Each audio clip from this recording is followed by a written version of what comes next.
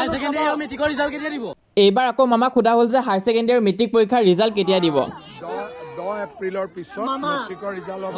SSLC এক্সামৰ result দিয়া হ'ব 10 এপ্ৰিলৰ পিছত। হাই সেকেন্ডাৰী 20 তাৰিখৰ আগত। থেংক ইউ মামা। আৰু তেওঁ কৈছে যে হাই ছেকেণ্ডেৰী এক্সামৰ ৰিজাল্ট দিব 20 তাৰিখৰ আগতে। তো কথাটো সঁচা হয় জানো? আৰু এইটো ভিডিঅ' ক'ৰ হয়, পুৰণা হয় নেকি, যোৱা বছৰৰ ভিডিঅ' হয় নেকি, তো অহা গোটেইখিনি কথা আলোচনা কৰি আছোঁ।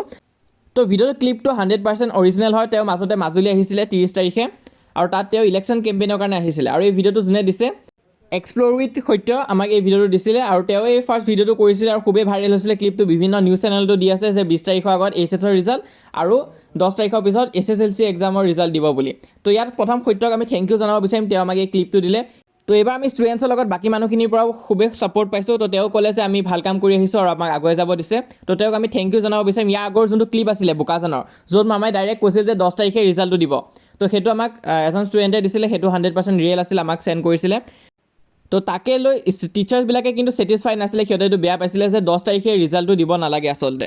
তো ৰিজাল্টটো কিয় 10 তাৰিখে দিব নালাগে? বহুতো টিচাৰে কৈ আছে যে 10 তাৰিখে একজেক্টলি ৰিজাল্টটো নিদিব পাৰে, কাৰণ 9 তাৰিখে ইলেকশ্যন আছে, আৰু 9 তাৰিখে ইলেকশ্যনৰ পিছদিনাই ডাইৰেক্ট ৰিজাল্টটো দিয়াটো পচিবল নহয় বুলি বহুতো টিচাৰ্ছে কৈ আছে।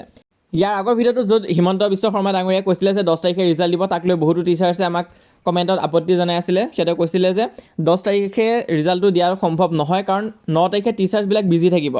9 তাৰিখে গোটেই ইলেকশ্যনৰ কাম আদি থাকিব। বহুতো ষ্টুডেণ্টছে আনকি গাঁও অঞ্চলত যাব লগা হ'ব পাৰে ইলেকশ্যনৰ কাৰণে। সিহঁতৰ মা দেউতাইহঁতেও যিহেতু ভোট দিব, তো সেইটো কাৰণে তাৰ পিছদিনাই জানো ৰিজাল্টটো দিয়াটো সম্ভৱ হয় জানো?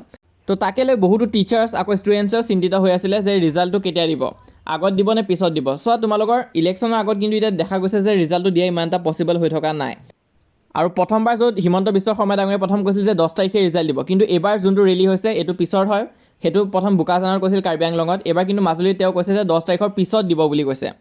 তো আমি ডিটেইলত ডিছকাছ কৰিম বাৰু কোনদিনা ৰিজাল্ট দিব পাৰে কেলেণ্ডাৰখনৰ সহ। কিন্তু এতিয়া বৰ্তমানৰ কাৰণে তোমালোকে এটা কমেণ্ট কৰিবাচোন যে তোমালোকে আৰ্টছত নাম ল'বা নে ছায়েন্সত নে কমাৰ্চত, যদি তোমালোকে ক্লাছ 10ৰ ষ্টুডেণ্ট হয়। তো সকলোৱে কমেণ্ট কৰিবা যিসকলে এইবাৰ মেট্ৰিক দি উঠিছা, তোমালোকে আৰ্টছত যাম বুলি ভাবিছা নে ছায়েন্সত নে কমাৰ্চ। মই চাব বিচাৰিছোঁ কোনটো ষ্ট্ৰীমৰ ষ্টুডেণ্ট বেছি আছে, আৰু তোমালোকে কমেণ্ট কৰিবা কি ল'বা। আৰু যিসকলে অলৰেডি এইচএছ এক্সাম দি উঠিছা, তোমালোকে নিজৰ জিনিয়ৰ্ছবিলাকৰ কাৰণে কিবা এডভাইচ থাকিলে কমেণ্ট বক্সত জনাব পাৰা। তো চোৱা, কপি চেকিঙৰ যদি কথা কওঁ, মেট্ৰিকৰ কপি চেকিং কেতিয়াবাতে শেষ হৈ গৈছে, অলৰেডি কমপ্লিট হৈ গৈছে। কিন্তু এইচএছৰ কপি চেকিং এতিয়ালৈ চলিয়ে আছে। কলেজ আৰু স্কুলবিলাকত এতিয়ালৈ তোমালোকৰ এইচএছ এক্সামৰ কপি কিন্তু চেক কৰিয়ে আছে। বিহুৰ আগত দিয়া কোনো চান্সে নাই এইচএছৰ এক্সামৰ কপি। কিন্তু মেট্ৰিক পৰীক্ষাৰ এপতো দি থৈ দিছে যে ৰিজাল্ট টু বি এনাউন্স চুন। কিন্তু এতিয়া ডেটটো কোনটো হয়? তো আমি যদি এপ্ৰিলৰ কেলেণ্ডাৰখন লওঁ, ইয়াত যদি আমি হিমন্ত বিশ্ব শৰ্মা ডাঙৰীয়াই কোৱাৰ দৰে যদি চাওঁ যে 10 তাৰিখৰ পিছত দিব মেট্ৰিকৰ ৰিজাল্ট, আৰু 20 তাৰিখৰ আগত দিব এইচএছ পৰীক্ষাৰ ৰিজাল্ট।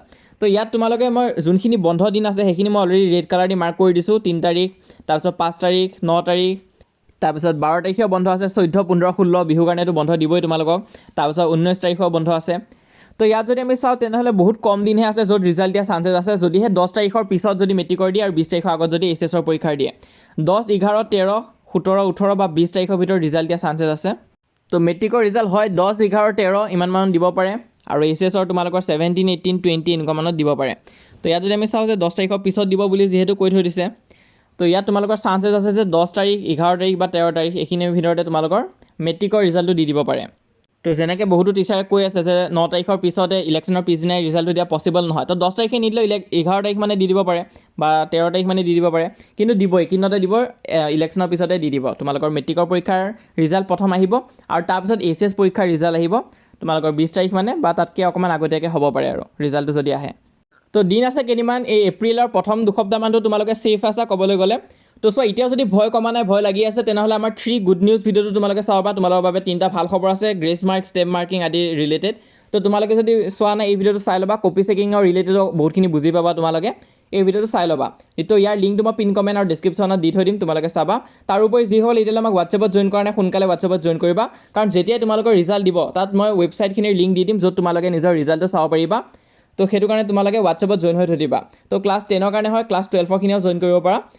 ছাবস্ক্ৰাইব কৰি ৰাখিবা, কাৰণ ৰিজাল্ট এপ্ৰিল মাহতে দিব, যেতিয়াই দিব তোমালোকে লগে লগে গম পাবৰ কাৰণে চেনেলটো ছাবস্ক্ৰাইব কৰি থৈ দিবা।